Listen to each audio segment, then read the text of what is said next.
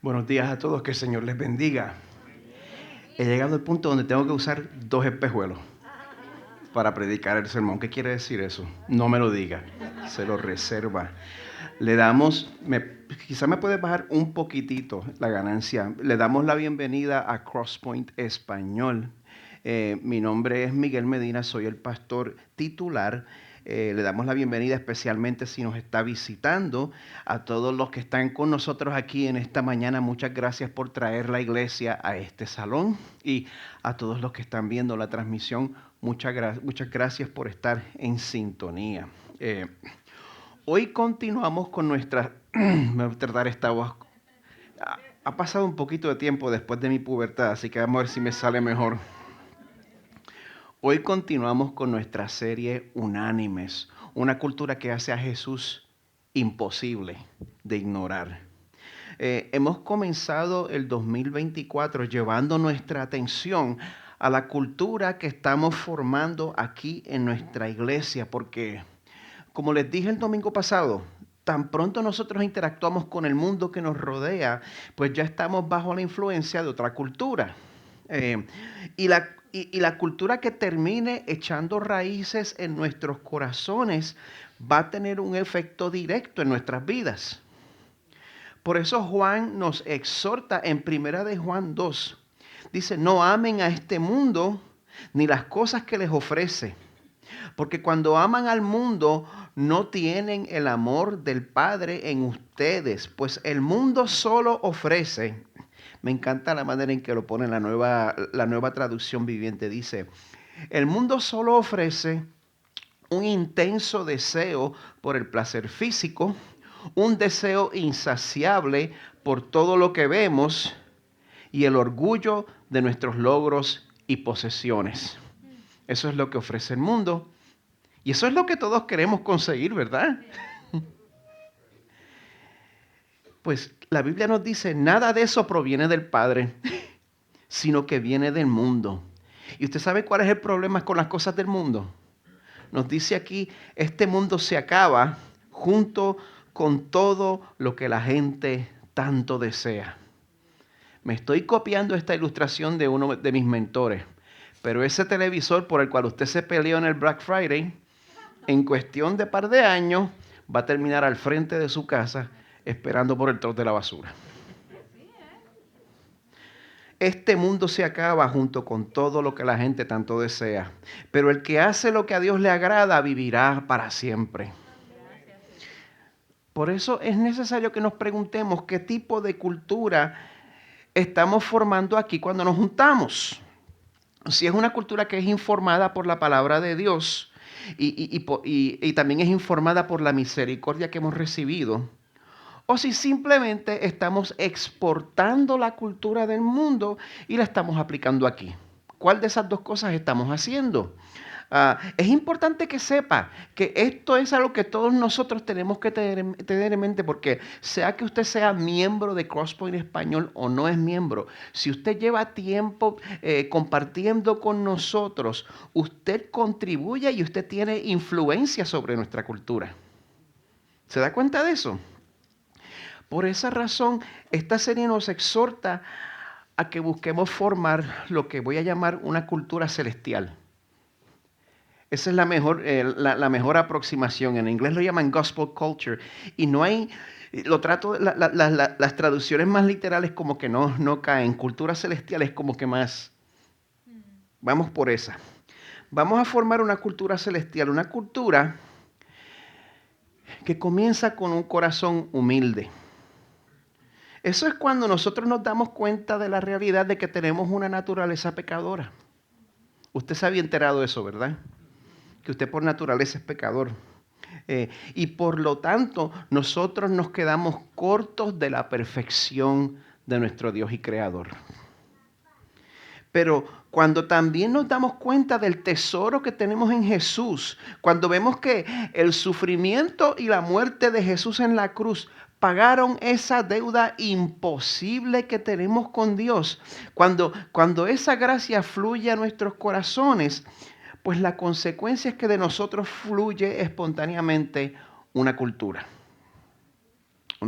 de honestidad, una cultura donde nos mostramos honor, una cultura donde nos regocijamos y exclamamos Hosana, una cultura donde mostramos la hospitalidad que hemos recibido en Cristo.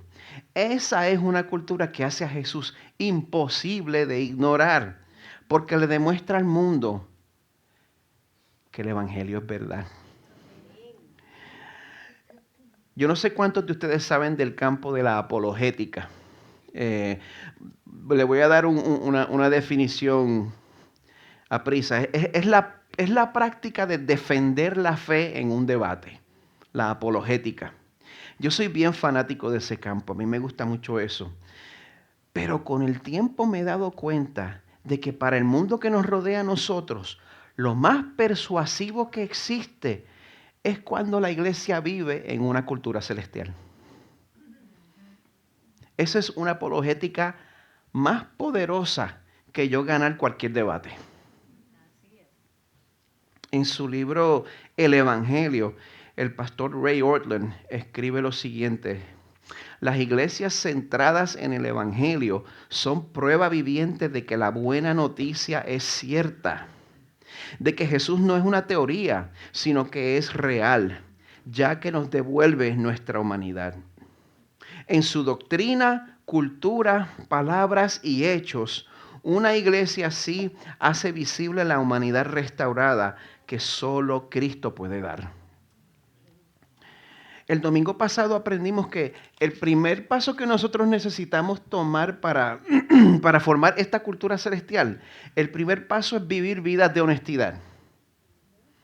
Vidas donde en vez de buscar ser impresionantes, más bien busquemos ser conocidos tal y como somos. Porque como dice en 1 de Juan 1, si vivimos en la luz, así como Dios está en la luz, entonces tenemos comunión unos con otros y la sangre de Jesús, su Hijo, nos limpia de todo pecado. Pues hoy vamos a ver cómo Dios nos transforma de ser personas que acaparan a ser personas que rinden honor con liberalidad. Vamos a buscar nuestras Biblias en Romanos 12. Tremendo libro, el libro de Romanos. Esta carta del apóstol Pablo fue dirigida a la iglesia cristiana en Roma a principios del siglo I. Y esta carta se considera como su obra principal, para decirlo de la manera más fancy posible, como su magnum opus. Los eruditos bíblicos estiman que esta carta fue escrita alrededor del 57 después de Cristo. Y a pesar de que Pablo estaba escribiéndole a una iglesia que él no había fundado y una iglesia que él tampoco había visitado todavía, de todas maneras él terminó escribiendo un tratado teológico brillante. Él terminó escribiendo un libro que hoy por hoy cambia los paradigmas teológicos de toda la gente que lo estudia a fondo y decide creer lo que dice. Pablo terminó escribiendo el libro que catalizó la reforma protestante del siglo XVI. ¿Por qué? Porque el tema de esta carta es el Evangelio. La intención de Pablo con esta carta era pues que la iglesia en Roma entendiera el Evangelio y también experimentara los beneficios del Evangelio. El pasaje que vamos a leer hoy, el capítulo 12, pues dentro de la dinámica de esta carta, el capítulo 12 es un punto clave. Es un punto clave porque Pablo dedicó los 11 capítulos previos de la carta, dedica esos 11 capítulos a establecer los bloques esenciales del Evangelio. Él habla sobre la perfección de Dios contrastada con el pecado de la humanidad. Y entonces nos enseña que este problema pertenece tanto a judíos como a gentiles. Nos pertenece a todos los que somos humanos. Y nos dice que todas las personas, judíos y gentiles, necesitamos salvación por igual. No hay nadie que pueda decir por su origen étnico, yo no soy pecador. Todos estamos bajo esa situación. Y como todos los pueblos de la tierra tenemos ese problema en común, la solución también es la misma, Jesucristo. Pues después de dedicar 11 capítulos a enseñarnos que la única esperanza de salvación para judíos y gentiles está en creer en Jesús, después de enseñarnos la base del Evangelio por 11 capítulos, ahora en el capítulo 12, Pablo habla sobre cómo la gracia salvadora de Dios se manifiesta de manera práctica entre nosotros. Los primeros 11 capítulos son la base del Evangelio y del 12 en adelante las implicaciones del Evangelio. Así que vamos a leer juntos en Romanos 12, 1 al 11. Yo estoy leyendo de la Nueva Biblia de las Américas. Dice así la palabra del Señor.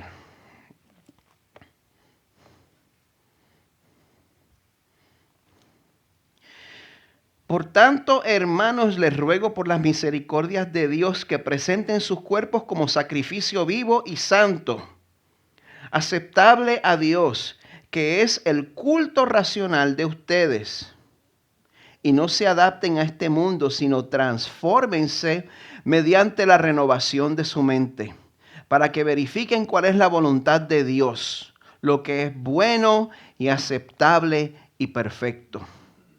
Porque en virtud de la gracia que me ha sido dada, digo a cada uno de ustedes que no piense de sí mismo más de lo que debe pensar, sino que piense con buen juicio, según la medida de fe que Dios ha distribuido a cada uno.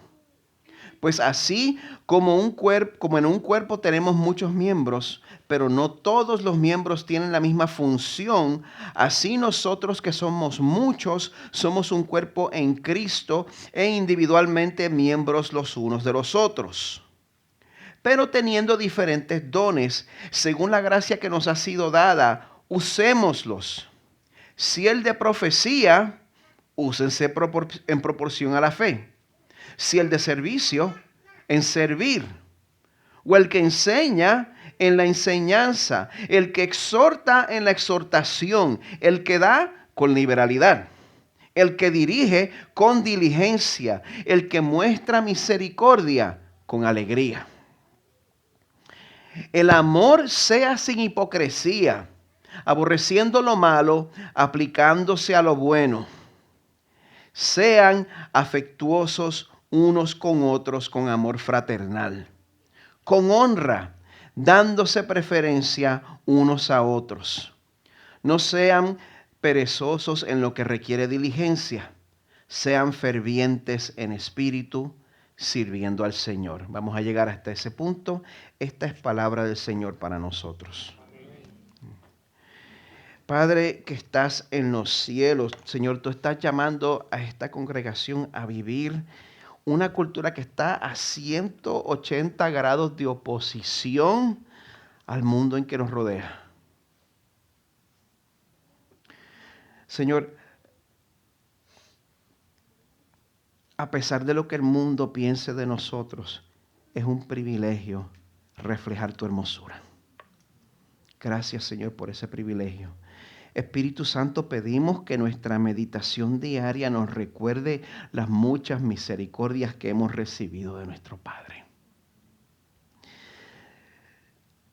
Señor, te pedimos que esa meditación haga que nuestros corazones respondan de una manera que no sea adaptarse a este mundo que nos rodea, Señor, sino transformarnos mediante la renovación de nuestras mentes. Tú tienes el poder para hacer eso, que sea realidad en mi vida y en la vida de todos los que están aquí presentes y en las familias que representan, porque tú tienes poder para salvar. Pedimos estas cosas por tu Hijo Jesús. Amén. Dice un dicho popular: todo es bueno en moderación. Ustedes han oído eso, ¿verdad? No me lo estoy inventando. Hay gente que se inventa, ¿cómo se llama? Refranes o se inventan, ¿cómo se llama? Los cuentos de cuando predican. Las anécdotas. Que dicen como si lo hubiera pasado, pero se lo están inventando para tener algo que decir. No. Eso es un dicho, ¿verdad? Todo en moderación. Pues eso quiere decir que hay muchas cosas que se pueden disfrutar, pero cuando se hacen en exceso, se hacen dañinas. Comer, beber, dormir, trabajar, ejercitarse. Yo me pregunto si bañarse cae ahí. Carmen dice que no lo vamos a incluir. Bueno, con todas esas, menos bañarse, con todas esas cosas, a uno se le puede ir la mano. Pero esta regla de que todas las cosas son buenas en moderación, aunque es sentido común, no es universal. No es universal. Por ejemplo, la moderación no aplica cuando hablamos del baño. No, cuando hablamos de cosas tales como la fortuna, el amor, la salud. ¿Verdad que esas cosas no empalagan? ¿Verdad que no? Pues en Romanos 12 el apóstol Pablo enseña que en el pueblo del Señor la práctica de honrarnos mutuamente no necesita ningún tipo de moderación. La práctica de honrarnos mutuamente no necesita ningún tipo de moderación. De hecho, honrarse unos a otros es una de las prácticas que deben tomar lugar en exceso. En exceso, sin ningún temor a que se nos pase la mano. Hay prácticas que sí tenemos que moderar. Este año nuevo, pues sí, vamos a considerar cómo comer con más dominio propio, ¿verdad? Estamos tratando. Si usted es un workaholic, un trabajólico, pues definitivamente pause y pase más tiempo con su familia. La moderación es generalmente buena, pero honrarnos a unos a otros en moderación, eso sería una tragedia.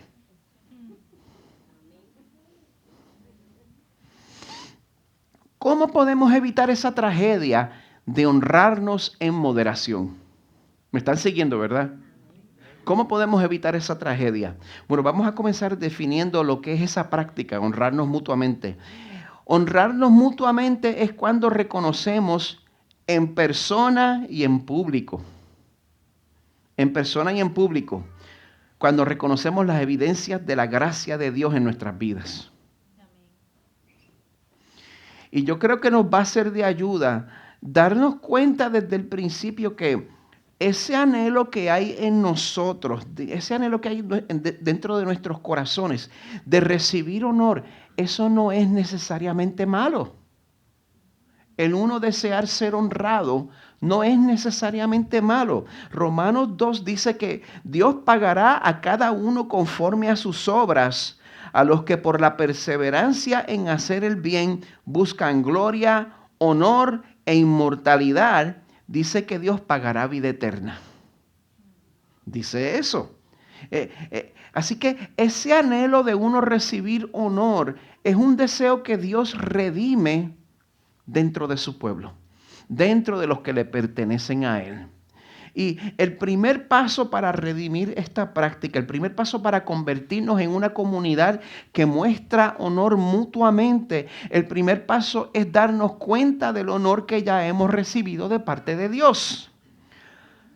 Por eso el apóstol Pablo comienza este pasaje llamándonos a cultivar la humildad a la luz del regalo de gracia que Dios nos ha dado.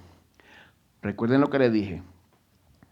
Pablo pasó los primeros 11 capítulos de Romanos estableciendo la base de nuestra salvación. ¿Se acuerdan de esa parte? Pues la base es que la salvación es un regalo de parte de un Dios santo para pecadores que no se lo merecen. La salvación es un regalo de parte de un Dios santo para pecadores que no se lo merecen. Esa es la salvación. Y como la respuesta correcta a un regalo es un corazón agradecido, pues ahora en el capítulo 12, verso 1, Pablo habla sobre las maneras prácticas en que podemos demostrar ese agradecimiento. Él dice, por tanto, hermanos, ya me está haciendo pausar, por tanto. Ese es el gran giro en el libro de Romanos.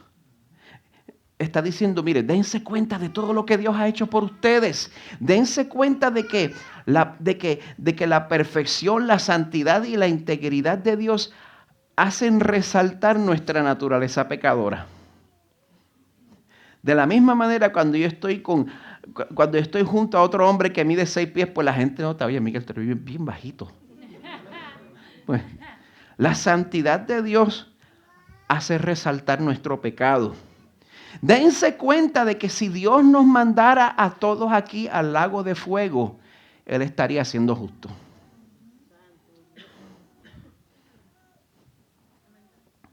Dense cuenta de que es imposible ganarse el favor de Dios a través de nuestros esfuerzos. Dense cuenta de que la única esperanza que tenemos para ser reconciliados con Dios se encuentra en que Jesús interceda por ti. Esa es tu única esperanza. Porque Jesús vivió en perfecta obediencia a la ley de Dios y entonces su muerte en la cruz cubrió todos los pecados de los que se refugian en Él. ¿Se dan cuenta de eso?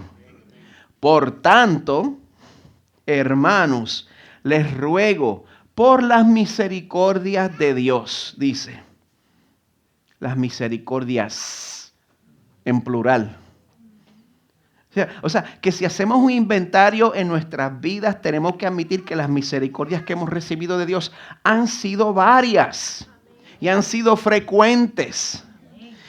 Y si nosotros meditamos en esas muchas misericordias que Dios ha derramado sobre nosotros, eso va a producir en nosotros el único tipo de obediencia que le agrada a Dios. La obediencia que nace de un corazón agradecido por ser rescatado de la muerte.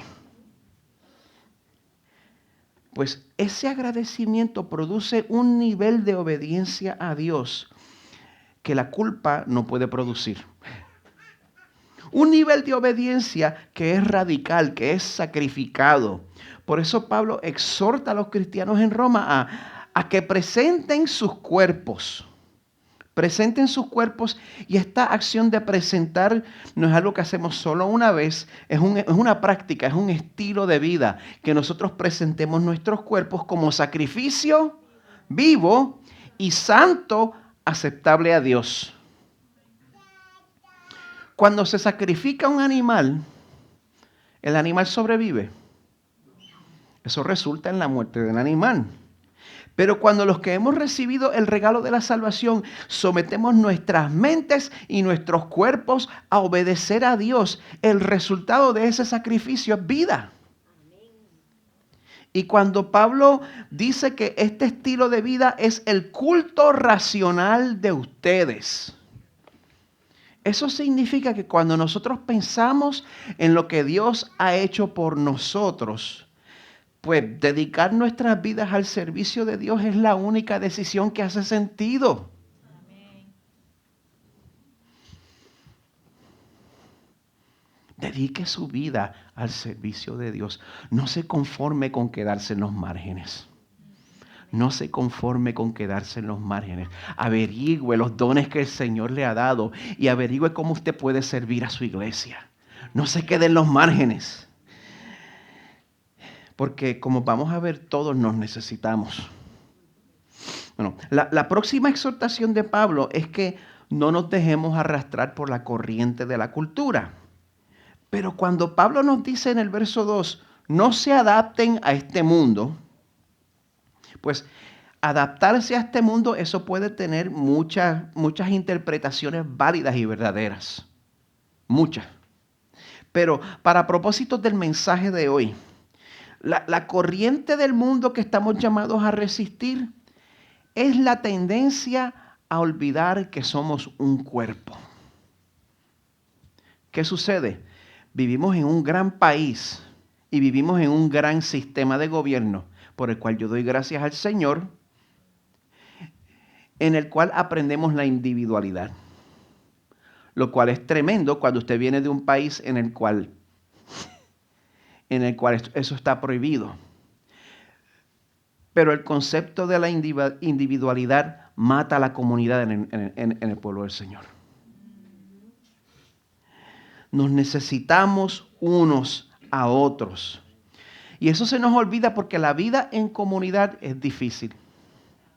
La vida en comunidad es sacrificada. Imagínese que usted llega del trabajo a su casa a las 5, a las 6. Y ahora tengo que llegar al grupo de estudio de aplicación. ¿Dónde es que es? Ay, en The Loop. Ay. Y le da esa vagancia de las 5:45 de la tarde. Y entonces, ¿cómo es? Pico que está ofreciendo The Office gratis este año y uno...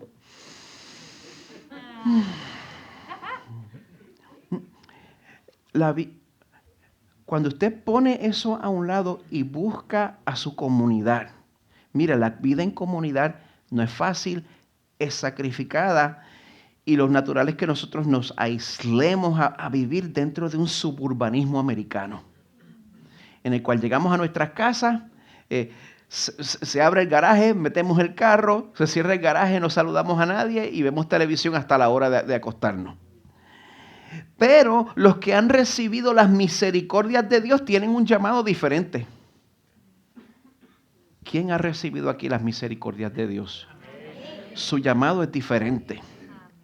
El verso 2 dice que Dios quiere que sean transformados mediante la renovación de su mente para que verifiquen cuál es la voluntad de Dios, lo que es bueno y aceptable y perfecto.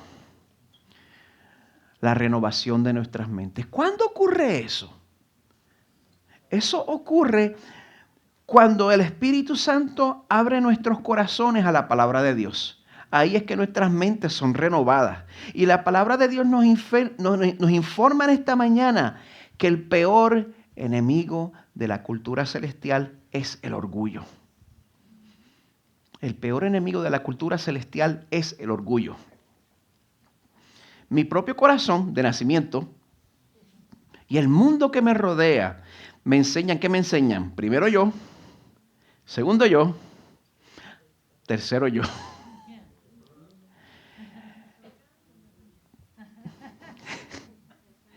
Pero Pablo nos dice, y lo que Pablo nos dice lo dice bajo inspiración del Espíritu Santo, en el verso 3.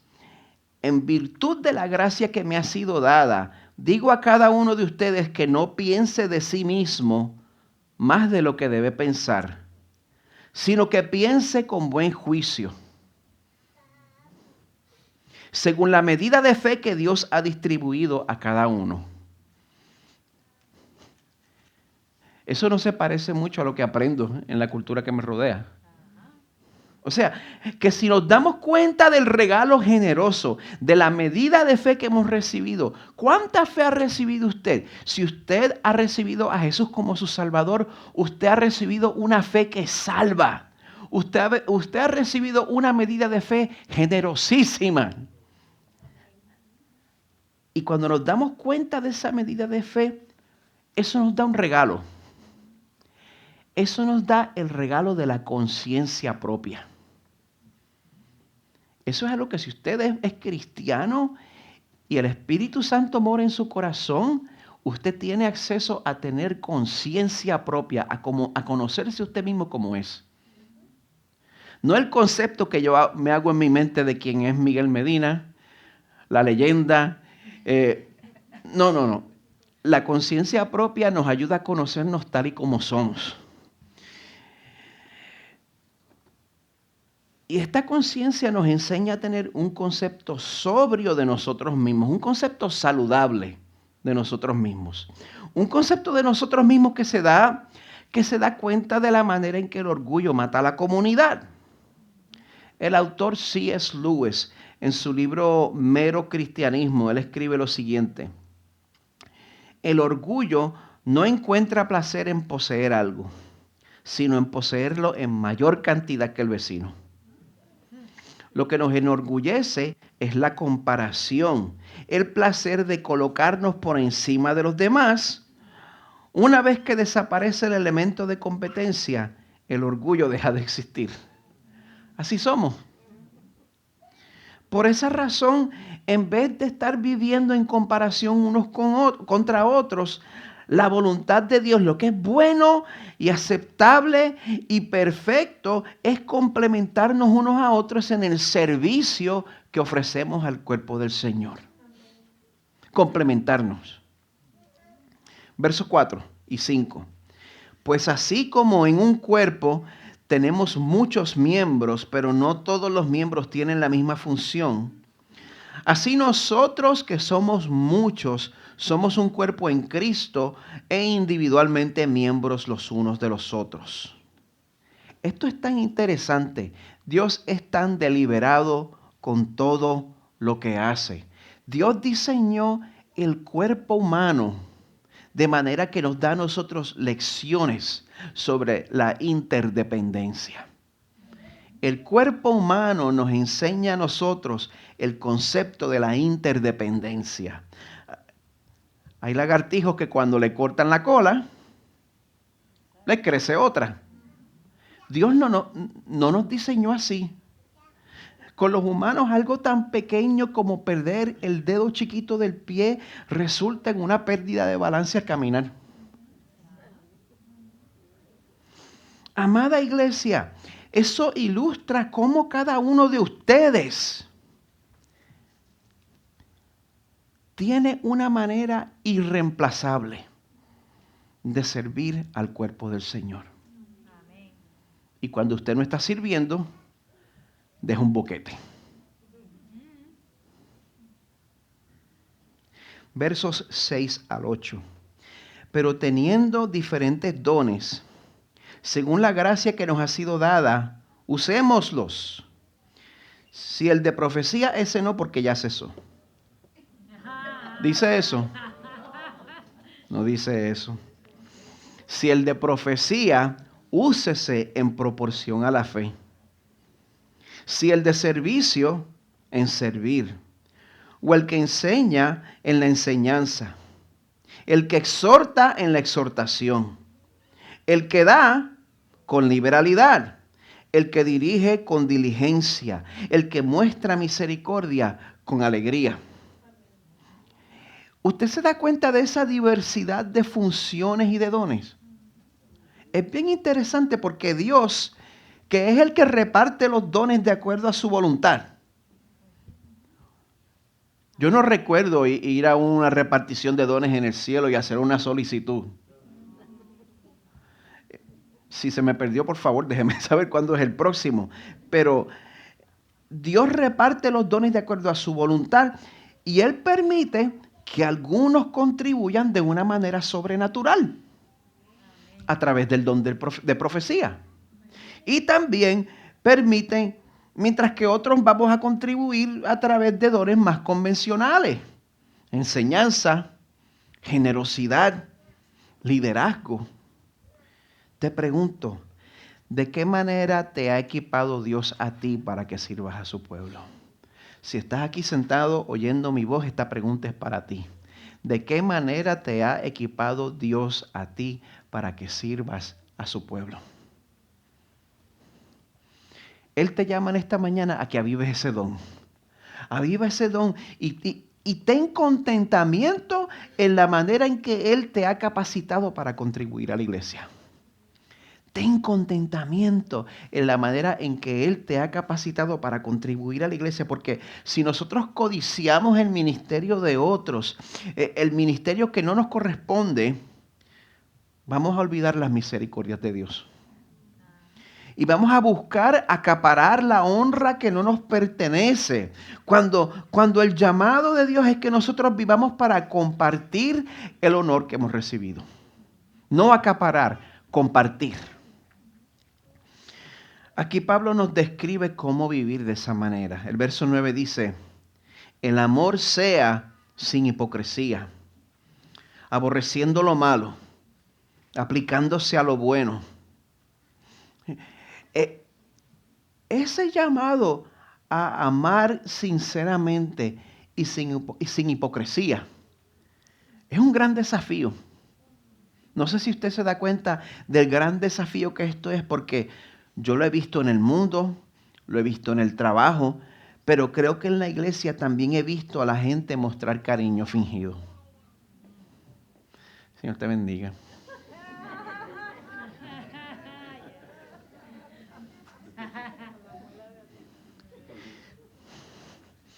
Si usted está pensando en personas en específico, arrepiéntase. Pero tristemente sí he visto a personas mostrar cariño fingido. Te saludan, te dan el abrazo y el besito y después te pelan cuando salen a almorzar. Dios no quiere eso para nosotros. Dios no quiere eso para nosotros. Dios quiere que si nosotros tenemos un problema, si surge una aspereza, con toda esta gente, con todos estos países representados, ¿usted cree que va a surgir una aspereza? La pregunta no es si va a pasar, es cuándo va a pasar. Cuando surja una aspereza, el Señor nos llama a que nos apartemos del chisme y que hablemos con sinceridad y con compasión y que confiemos en el Espíritu que tiene el poder de traer sanidad, reconciliación. Dios quiere que usemos nuestras palabras para edificar a los demás. Y muchas veces una confrontación es buena para el alma, pero usted tiene que hacerlo y usted tiene que hacerlo en persona. Usted hablar sobre la persona que le ha ofendido a otro, eso no tiene integridad. Por eso el verso 10 nos exhorta, sean afectuosos unos con otros, con amor fraternal, con amor de hermanos, con honra, dándose preferencia unos a otros. A mí me gusta cómo pone ese verso, la traducción de la versión en inglés que se llama English Standard Version. Lo dice de esta manera, supérense unos a otros en la práctica de mostrar honor. Supérense unos a otros en la práctica de mostrar honor. Literalmente, que la práctica de honrarnos unos a otros, que la práctica de reconocer las evidencias de la gracia de Dios en las vidas de los demás, eso debería ser una competencia. Eso debería ser una competencia entre nosotros para ver quién lo hace mejor. Es por esa razón que digo que honrarnos unos a otros en moderación es una tragedia. Imagínese que usted se entere de lo mucho que alguien lo amaba a usted después que esa persona haya fallecido. Eso ha pasado. Cuando nosotros dejamos pasar las oportunidades para honrar, para animar a otros, nosotros estamos dejando pasar oportunidades para honrar a Dios. Si nosotros dejamos pasar oportunidades para honrar a los demás, estamos dejando pasar oportunidades para honrar a Dios. En su comentario, Romanos para ti, quien en vida fuera Tim Keller, escribe, cada ser humano es creado a imagen de Dios. Fuimos diseñados para tener un parecido con Dios en nuestra racionalidad, personalidad, creatividad, nuestra alma eterna, etc. Por lo tanto, cada persona que conocemos es infinitamente preciosa e importante y debe ser tratada como tal.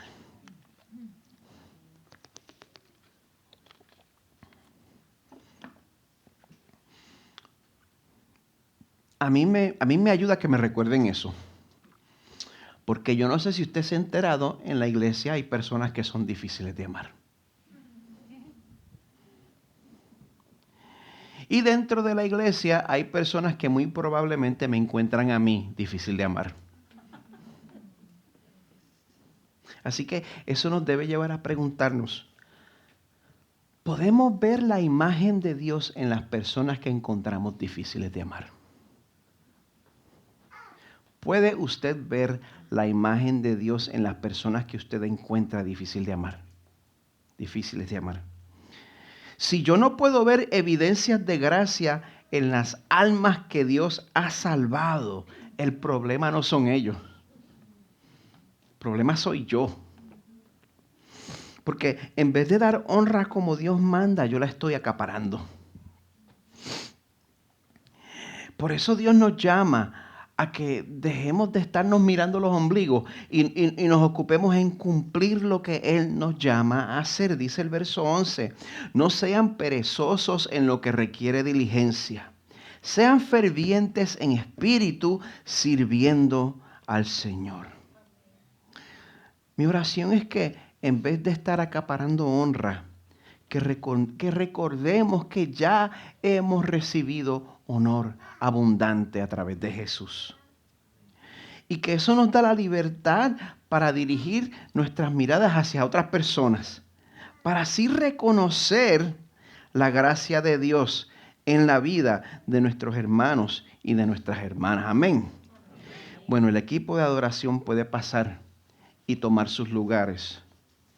Mientras esa transición toma lugar, yo quiero recordarles una vez más cómo el Padre nos ha honrado a todos los que hemos recibido a Jesús como Salvador.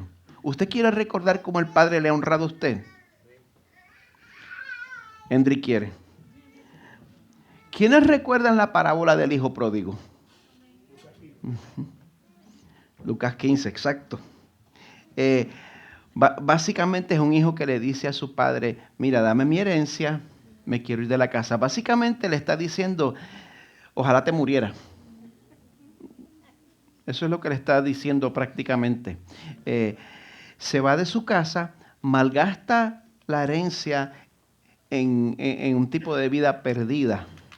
Cuando se le acaba todo y termina en un tipo de trabajo vergonzoso, entonces él decide volver y empieza a pensar en el tipo de disculpas, en la manera en que iba a pedirle perdón a su padre, en cómo le iba a decir, mira, de verdad metí la pata hasta más no poder, y si tú me quieres recibir como empleado, te lo voy a agradecer. Pues me lo imagino a él caminando a la casa y ensayando. Padre, he pecado contra el cielo, contra ti, y no soy digno de ser llamado. Me lo imagino practicando lo que le va a decir al Padre. Lucas 15, comenzando en el verso 20, dice, levantándose, fue a su padre. Cuando todavía estaba lejos, su padre lo vio y sintió compasión por él, y corrió, se echó sobre su cuello y lo besó. Llegó a la casa. No, el padre lo vio cuando estaba lejos y corrió a recibirlo. Corrió a garantizarle que estaba bienvenido en la casa, que era bienvenido en la casa. Pues, papá, déjame decirte algo. He pecado contra el cielo y contra ti. El padre dijo a sus siervos, yo ni siquiera lo dejó terminar. El padre dijo a sus siervos, pronto traigan la mejor ropa y vístanlo. Pónganle un anillo en su mano y sandalias en los pies. Traigan el becerro engordado, mátenlo y comamos y regocijémonos. Si estás en Cristo, el Padre te ha puesto el vestido de honor. Si estás en Cristo, el Padre te ha puesto el anillo de honor. Si estás en Cristo, el Padre ha preparado el plato de honor para celebrar tu regreso.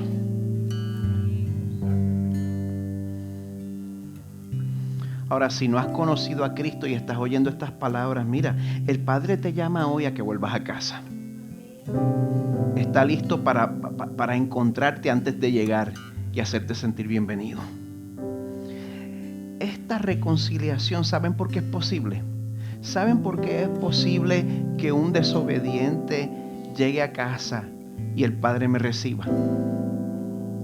Eso es posible porque el Hijo perfecto, Jesús, fue castigado en mi lugar. Fue castigado en tu lugar. Así que les invito a que preparemos nuestros corazones para recordar este sacrificio participando en el sacramento de la comunión.